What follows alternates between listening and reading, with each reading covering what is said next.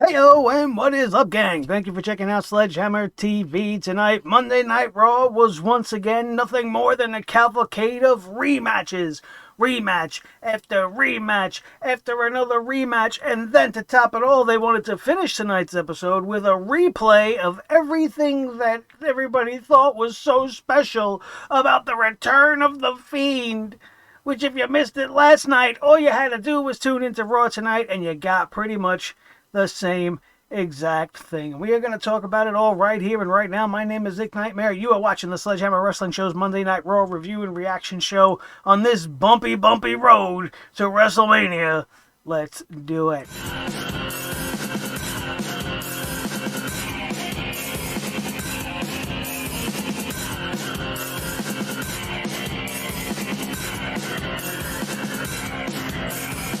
Sledgehammer Wrestling Show.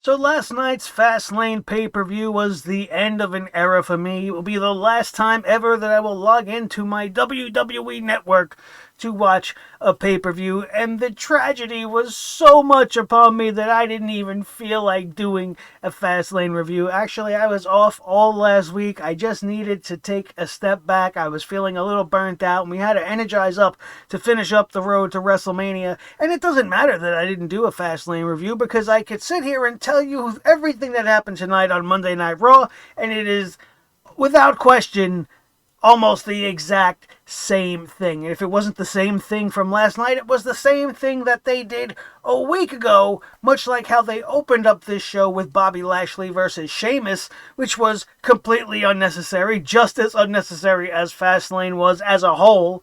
Everything that happened on that show could have happened on regular TV. There was no need for a pay-per-view, despite the fact that I thought the main event was fantastic. I thought there was a couple of really good wrestling matches on Fastlane, but at least we had that, right? Because when you get to Monday Night Raw, it just doesn't matter. It sucks the life right out of you, because right off the bat, you get a rematch. And my hat's off to Sheamus, man. You gotta give credit to Sheamus. This guy's been putting on some of the best matches on Monday Night Raw consistently for the last few weeks. He hasn't won any of them.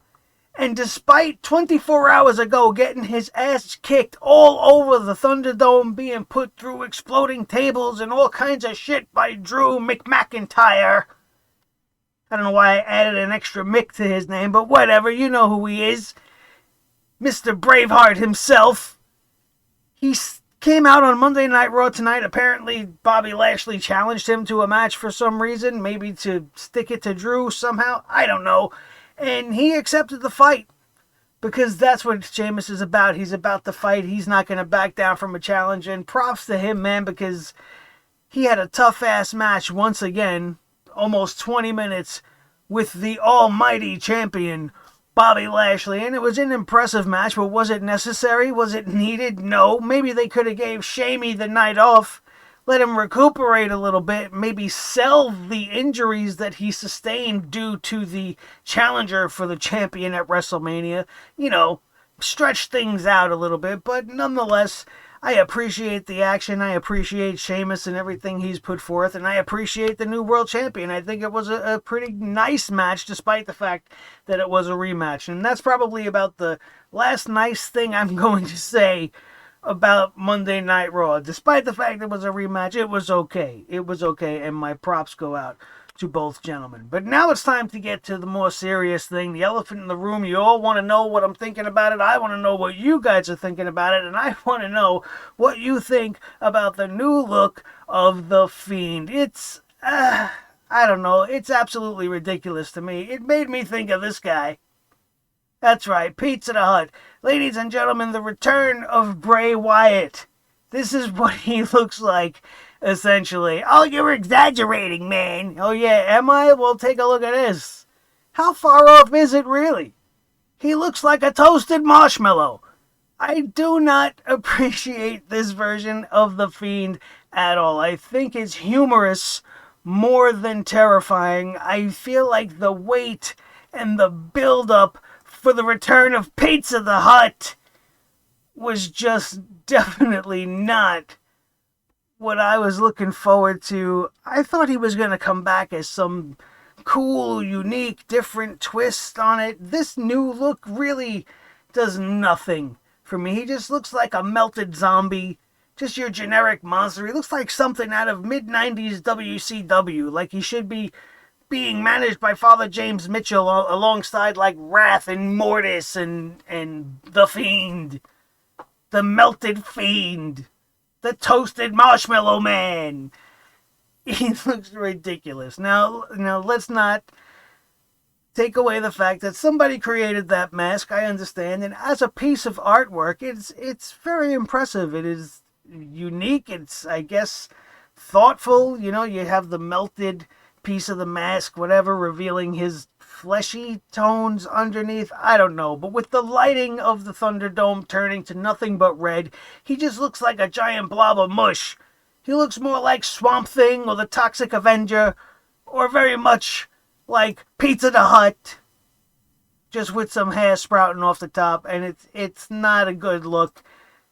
The old look, I feel, was much more terrifying, much more unique. It also makes Alexa look a little bit weirder being involved with him in this incarnation. Like, I get Beauty and the Beast, but come on, like, it's I don't know. I was expecting something different, something better, not just a melted version of the old costume. And what's with the getup? What's with the suit? Why is he like all... I understand he's trying to look all burnt up and crispy, but like, I don't know, man. There's just something about it that's not clicking with me. What do you guys think? Sound off in the comments below. What do you think about the Fiend's new look? Am I being over picky? Am I just, not feeling it? Maybe I'm getting too old for this shit. I don't know. You guys tell me, because this show was a gigantic mess, really, from start to finish. Let's continue talking about things that don't really amount to much like the return of the Fiend. We had Peyton Royce actually getting a chance on this show. She had a very good promo a couple of weeks ago, and thanks to Charlotte Flair not being around due to the fact that she has the COVID virus. Now, I'm not saying that, as a happy thing. I'm just saying it happens to be that she's out sick. So now Peyton Royce gets to shine in the spotlight. And they don't really do much with it. She had a decent match, I guess, but she wasn't really all that impressive to me. It looked like she was just doing her moves, like there was really not much behind it. If you ask me, there was just something kind of off. I don't know. I appreciate not seeing Charlotte Flair, but, maybe it's not time for Peyton Royce yet. And obviously WWE didn't think so, because despite the fact that for weeks they've been telling us Rhea Ripley has been coming, they've known that they've wanted her on the main roster since January. You've had all this time to add her to the roster and build her towards a championship match with Asuka, but instead you wanted to go the Charlotte Flair route, and now that kind of blew up in your face. So you go last minute and you take Rhea Ripley, and instead of doing anything interesting at all, like attacking the champion or showing up on Raw a month ago, getting some wins under her belt, showing how she's hungry for the championship, she wants to redeem herself from last year's WrestleMania, telling a story in the process. You have all this potential to do so. You fail to do all of that because the plan was to have her just show up, and on her debut appearance, not even after a match or anything, on Monday Night Raw, she points to the sign, she asks Asuka for the match, and gets a WrestleMania match. Graphic was ready, everything was ready to go, this was in the cards. Rhea Ripley gets a match simply because she asked for one. I guess she was watching what was going on SmackDown, because Nia Jax just asked for a championship match and got one, so she's following suit. And I guess lately, according to WWE booking, that makes sense. But in the real world, where logic reigns supreme, it does not make any sense at all. And they had an opportunity to make this bigger than it is, but of course, in true fashion, failed to do so. Because honestly, let's take a look at the situation and call it for what it is. They had no intention on having Rhea Ripley be part of this. And if she was just going to end up in a match where Charlotte Flair won in the end anyway. We all know that was where this was leading, and now fate has intervened, and Charlotte has been sidelined. When she comes, she could still very well be back in time for WrestleMania for all we know. And hopefully she's recovering and she gets better. I don't wish ill on Charlotte Flair at all. I just think that this sudden opportunity screams backup plan, and that they didn't do anything interesting at all with the debut of Rhea Ripley. She just showed up, asked for a title match, and gets it. I guess everybody else should just take note, right? Everybody should just start showing up, pointing to signs and saying, I want title matches, and then boom, graphics will be made, pay-per-views will be made, everything will be good. This is why we kind of need general managers and shit on Monday Night Raw, because things just happen out of the blue, out of nowhere, unless Adam Pearce is making decisions behind the scenes that we're unaware of. I don't know. And honestly, would it add much to the show? I don't think so, but it would definitely add a little bit of logic to some of the decisions that are being made. But like, this is all just randomly happening. She just showed up and made this challenge on her own. Like, there's no precedent for it. I don't know. I was unimpressed and thought they could have done much better for the debut of Rhea Ripley. Then we had Miz TV, which I stopped paying attention to immediately. And the only thing that brought my attention back in was the fact that these two clowns started hyping the fact that they're going to have a video next week of the Hey Hey Hop Hop, which I guess is a version of Hey Hey Ho Ho, Miz and Morrison's Gotta Go. And I'm so disinterested that it makes me want to quit doing this shit altogether, because this is like just complete buzzkill type stuff. I care nothing about it, and there are so many things that are happening wrong in this one segment that it's almost breathtaking. It's breathtaking, because not only are we going to be subject to this terrible music video, all of this is just a precursor to The Miz challenging Bad Bunny to a singles match at WrestleMania. Now, Damian Priest was barely even mentioned in any of this, and therein lies problem number one. It should be about getting him over, not about promoting the guest superstar, just like we had to promote the Gronk last year. Now, this year we got Bad Bunny taking over, and it's having an adverse effect. As of right now, we still have a couple of weeks. It could be made into a tag team match, which was heavily rumored to be what was going on anyway. I don't know. I can certainly hope that that's the case, because otherwise we're just going to get a singles match between Bad Bunny and The Miz.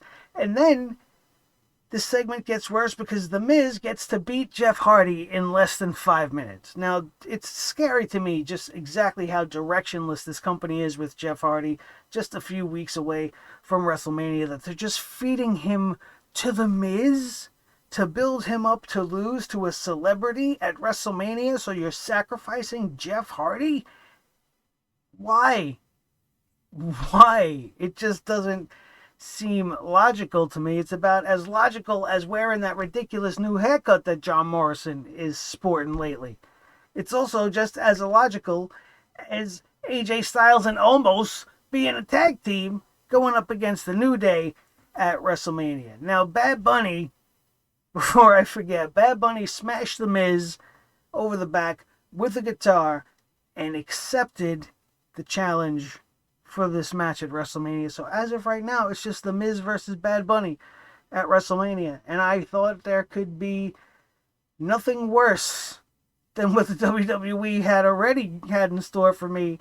But definitely they got to top themselves and give me something that I really just couldn't care. I thought I really couldn't care about Strowman and Shane, which we'll get to, unfortunately, in a moment. But this one really just takes the cake. No disrespect to the Bad Bunny guy with the man buns on his head. No disrespect at all. I just don't care. I maybe would care more if it was somebody that wasn't The Miz.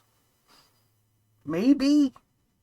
It's doubtful, but maybe. Anyway, back to the tag team segment. AJ and Omos come out. They cut a pretty decent promo talking about how, they pretty much can't lose because Omos is making his debut at WrestleMania. He's going to literally bury the New Day by pushing them into the mat, says AJ. But then the New Day comes out and the comedy session would continue. And you longtime fans of this show know that the one thing I hate the most in the build of the tag team division is the insertion of comedy. And while some of the lines on this night did get a chuckle out of me, I just don't appreciate it being used to promote championships, which is something that I always will firmly believe should be taken seriously. There's a time and place for humor. I guess now isn't the worst time, but it just seemed a lot of unnecessary extra TV time filler for me. The New Day talking about AJ Styles not really knowing Omos and asking him, well, what's Omos' favorite color? AJ Styles guesses the wrong color. Omos' actual favorite color is mauve. Not a very common favorite color. And then it would go on to be who his favorite superstar was. AJ Styles assumed Omos' favorite superstar was the Phenomenal One himself, when in fact the answer was Andre the Giant. So, I mean, some of the stuff was amusing per se, but I just feel like there's so many better things they could have done with AJ than have him just be second fiddle, because this match is not about AJ. This match is about putting over Omos. And I know AJ's all right with that, but I feel like there's so much more they could have done. Imagine if we could have got maybe like an AJ Styles versus a Keith Lee at WrestleMania, or anybody of that caliber. It would just be so much better. I mean, they're not even using half these guys. What about a guy like Aleister Black?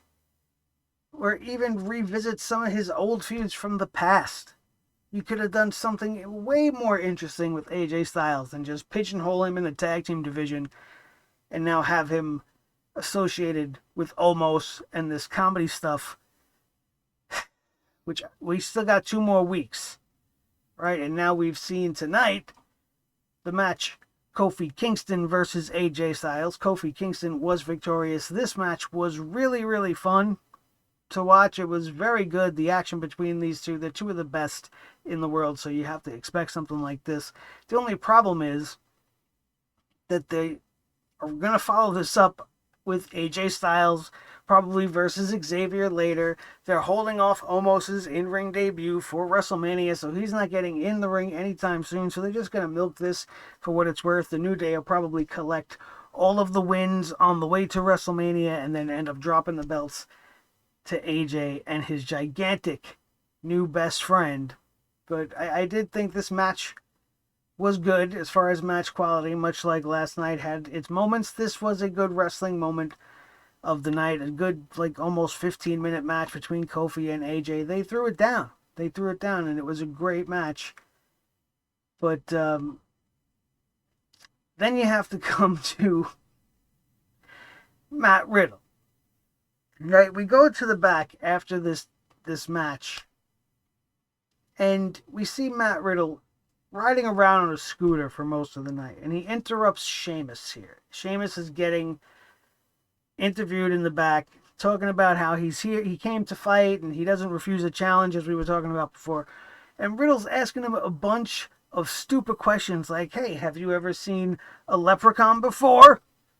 And he asked like 3 or 4 questions before Sheamus stopped him. He pretended to be his buddy. He wanted to know a little bit about his scooter and then beat the shit out of Riddle with the scooter. And I thought this was great. I thought this was great for Sheamus because it definitely sets him on the road to the United States Championship. Maybe we're going to see Sheamus versus Matt Riddle at WrestleMania. And I'm absolutely okay with that. I was not okay, however, with Drew McIntyre defeating the Hurt Business tonight single-handedly in a handicap match. Now, it was very, very obvious that he was going to win, given the stipulation that if he wins this match, that Benjamin and Alexander will be barred from ringside when he takes on Bobby Lashley at WrestleMania. Now, this is also coming off the fact that Bobby Lashley was pissed that they tried to help him. He was pissed off at his own teammates for trying to help him during a match in which he won with Sheamus to open the show.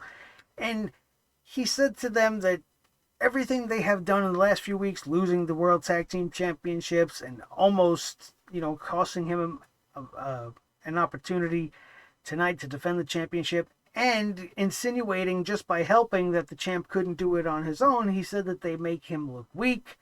They make themselves look weak. And then by the end of the night, he does something, in my opinion, Bobby Lashley, that makes himself kind of contradict the whole thing with the weakness. But in the meantime, Drew McIntyre defeats Shelton Benjamin and Cedric Alexander. This match was another long match. It featured some good action, but the bottom line is Drew McIntyre buried the Hurt Business, and then Bobby Lashley and MVP continued to kind of shit all over them after they lost. Bobby Lashley's all pissed off, saying you couldn't get the job done. Now he's going to find somebody to get the job done, which I thought was weird.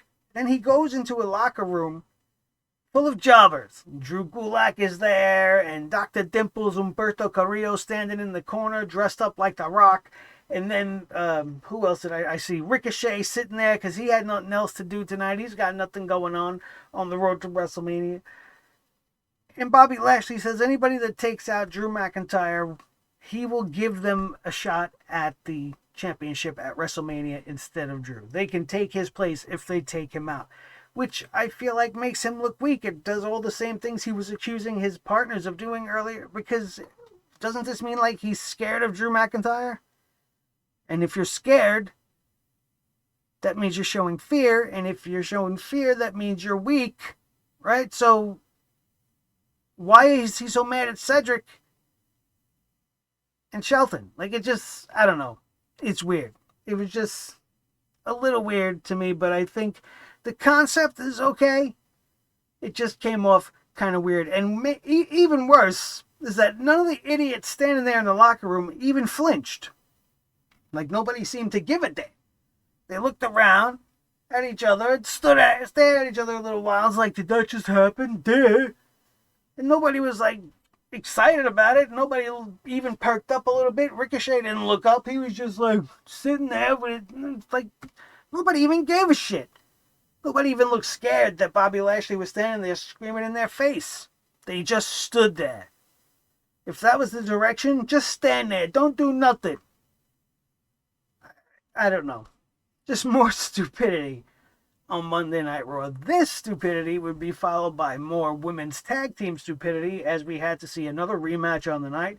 Champions Nia Jax and Shayna Baszler, accompanied by the world's worst manager, Reginald. I don't even want to call him a manager. He's whatever the hell he is. He's definitely not a manager. They defeated Dana Brooke and Mandy Rose once again. This was a non-title match, and they still won. And this match was 3 minutes of Reginald jumping around like a Mexican jumping beat. Absolutely ridiculous. He's doing all kinds of flips. He's getting in the way of the match. He's coming in and just performing gymnastics in the middle of a woman's matchup. Like, what is his purpose? Why is he here? It's awful. It reeks of James Ellsworth being with Carmella and taking the focus away from the women and having it all centered on some idiot that doesn't even make sense. And then Nia Jax celebrates their win by trying to dance with this clown. They can't even get a dance move together. They have absolutely zero chemistry. They couldn't move together. It's like, this was very stupid. This was very dumb, and Reginald needs to go away. We see Alexa Bliss on her swing set telling Randy Orton to be careful what he wishes for. And then says, "Let me in the crazy Fiend voice. And I wish that's as bad as it got, but it gets much, much worse. Shane McMahon and Elias are in the ring to do a repeat of the segment from yesterday, which is going to lead us into a rematch from Fastlane yesterday. Braun Strowman versus Elias, who filled in for Shane McMahon because the clown sweat so much in a UFC ring that he slipped and broke his ass, or leg to be more accurate. Maybe have a better towel guy to mop up the sweat underneath your feet while you're trying to pretend to be a UFC fighter, Mr. Shane O'Mick Sweat Machine, huh? Anyway, while we were spared Shane versus Braun, he was replaced by Elias last night. That was going to be the case here again. Only to make it worse, infinitely worse, they actually had a song. Shane McMahon and Elias performed a song that pretty much just was talking about how Braun is stupid. That was pretty much the word, or the phrase that was repeated over and over. But for me, while I was listening to this ridiculous song, instead of hearing the word Braun, I was hearing Raw. Raw is stupid. Every time they said the word Braun, I heard Raw. And then they did this really big crescendo at the end. Raw is stupid. That's all I could hear. Had nothing to do with Braun. It was a song about Monday Night Raw altogether. And it was fucking awful from start to finish. And it didn't need to exist in our lives. But it's there now. It's there now. If you were fortunate enough to miss that song, don't go back and listen to it. They'll probably end up replaying it 100 times before WrestleMania. Anyway, it's 5th grade garbage. Braun. Making fun of his peanut-sized brain. Shane McMahon doing the whole same old shtick. Only for Braun Strowman to beat up Elias again. Even though Shane McMahon stuck around this time. Braun Strowman easily dispatching Elias, sending Jackson Ryder flying while he was doing his little locomotion thing where I could have sworn I heard train noises, but I might have been tripping balls. I don't know. You let me know if I heard correctly. I certainly wasn't going to rewind it because it wasn't worth watching again, but I don't know if maybe if it was my subliminal. I don't know. Those ridiculous train track motions of the beginning of his song. Like, I could have sworn I heard that. But I don't know. You let me know. I may legitimately have been going crazy at that moment because I just can't take this kind of crap anymore. Absolutely ridiculous. Anyway, Shane McMahon ends up running away, showing the world that his injury has been fake the whole time. Strowman's pissed off about this. He wants to tell the world and show the world that he's not stupid, and he wants to take care of his Shane McMahon problem. So he challenged the sweatbag to a match at WrestleMania. Shane McMahon said he'll do whatever match Strowman wants, which I think is a dumbass move, if you ask me. And he said he's going to win regardless of the match type because Braun is stupid. Wow, such stellar writing from the worst wrestling writing team in the world. One of the more interesting things on the night is that they've announced the nights that some of the matches are going to take place. Saturday, the first night, April 10th of WrestleMania, we're going to have Lashley versus Drew, Sasha versus Bianca, and The Miz versus Bad Bunny. One of those matches is must see, one of those matches is must miss, and the other one is just meh. And then on Sunday, April the 11th, we have Roman Reigns versus Edge, which inevitably will be changed into Roman versus Edge versus Daniel Bryan following everything that has happened on Fastlane. More about that this Friday on SmackDown for sure.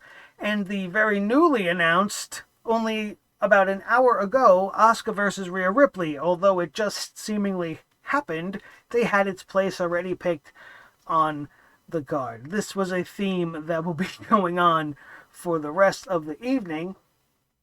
It was crazy to see Damian Priest in the back of Bad Bunny when he's the WWE superstar that should be the one getting the match at WrestleMania. But as of right now, he's just the guy in the background, which I feel like is counterproductive to the whole reason for bringing Bad Bunny in. But talk about bad things happening and bad reasons for things. I don't know why he felt the need to change himself into Pizza the Hut, but we would have a Fiend appearance on Monday Night Raw only 24 hours after showing up again for the first time in 3 months, looking like a toasted marshmallow. Randy Orton comes into the ring. He wants to tell the world he's going to end the Fiend. There's going to be no more Alexa Bliss after tonight. The Fiend shows up in the ring after Alexa comes out to distract Randy, of course. But Randy is not afraid. He opens up a little bag he brought with him from ringside, which has got a gasoline tank full of, lighter fluid. He pours it all over the Fiend. He feigns like he's going to light a match. Ends up giving an RKO to the Fiend, knocking him out. Alexa Bliss again tries to get involved. The Fiend gets up, all the spooky, scary stuff. And the zombie Frankenstein likeness of the Fiend now that he's this undead, burnt up marshmallow creature as he rises from the grave and gives Randy the mandible claw. And then knocks out Randy Orton, Sister Abigail, Alexa Bliss dancing and giggling around, all happy, full of joy. And she points to the Wrestlemania sign. Randy Orton is knocked the fuck out, right? And you got Alexa Bliss kneeling in front of the Fiend doing this weird dual pose, right? And before the show goes off the air, they make the announcement that the Fiend is going to be wrestling Randy Orton at WrestleMania. And it's happening on the Sunday night. How did they get any of this information? All they did was point to the sign. Nobody even asked Randy yet. He's out cold. Just because Alexa points to the sign, the match is made, the graphic is made, everything is there. They know what night on the card it's going to take place. It's all nestled in there, nice and... What? Talk about illogical. Totally illogical. These are the things and the reasons why we exist, to show you guys just how wrong some of these things are. Am I excited for The Fiend versus Randy Orton at WrestleMania, even if it's some sort of Firefly Funhouse cinematic disaster of a match? No, I'm not. Everything about it has been sucked out just by the mere appearance of The Fiend. I feel like the old look was way better. Way better. You could have came up with a whole new gimmick, but instead you just came back all burnt up. Which I guess you would say is the logical maneuver here, but you had the chance to wipe the slate clean, come back and do something unique and awesome, and you just freaking blew it. Fastlane was a waste of time. Monday Night Raw tonight was just as much of a waste of time. The road to WrestleMania is starting to take shape, and it's not really that much of a joyride just yet. The SmackDown side of the game definitely has the advantage thus far between Big E and Apollo, who had a disastrous match last night at Fastlane and have every reason to be able to go out there and make up for that with a WrestleMania encounter. And we all know Roman versus Edge is the official announced match, but don't be surprised by next weekend if Daniel Bryan finds his way back into the main event a la WrestleMania 30 style. They want to keep pushing this rebirth of the Yes movement. Might as well just take all the same steps as we did the first time. Can Daniel Bryan do it, though? Will Daniel Bryan be able to win this year? I don't think so, but it could be a fun ride to get there. SmackDown's definitely got the edge so far going in. We all waited and anticipated the return of The Fiend, thinking we were going to get something cool, when all we got was a melted mess of a man, a shell of himself, literally, a toasted marshmallow version of a seriously sadistic character. I hate it. I hate it. Do you hate it as much as me? Let me know in the comments down below. That's going to wrap up our Monday Night Raw review. Once again, I apologize for being gone this week, but, you know, sometimes you just need to step away for a second. We got things back on the road, as we are on the road to WrestleMania, and I'll try to make it as enjoyable as possible for you. I promise there will be no green slime, and there will be no stupid songs about big green giant men looking stupid and being stupid. I'm only here to bring down the hammer for you guys. Thank you all so very much once again for being here. I'm Nick Nightmare. This is the team Thor the Sledgehammer, the official Sledgehammer, the Sledgehammer Wrestling Show, his tag team partner, the World Heavyweight Champion of all the microphones in all the world, Mr. Blue the Snowball, the most important member of the team as always, each and every one of you. Now is your time to participate. Make sure you smash that like button if you enjoyed your time here today. Anything we said or did made you laugh, made you cry, made you understand why this show is a big bag of dicks. Hit that like button right now. Don't forget to share this video with anyone you think would have a good time here with us as well. And then everybody can hit that subscribe button if you're not already a member of the coolest, newest, rising faction of wrestling fans on the interwebs, the Sledgeheads of my Sledge Nation. I love and appreciate every single one of you. If you missed anything, which hasn't been much as of late, but you could go check out some of the older videos. They will be linked in the annotations up above, and we will see you guys this Friday for SmackDown. Thank you once again. That is going to do it. We are out of here. We will see you next time right here on your new favorite wrestling show, the Sledgehammer Wrestling Show, only on Sledgehammer TV, right here on YouTube.com, officially sponsored by Pizza the Hut. Ho, ho, ho, ho, ho. Me, Bray Wyatt. Ho, ho, ho, ho, ho, ho.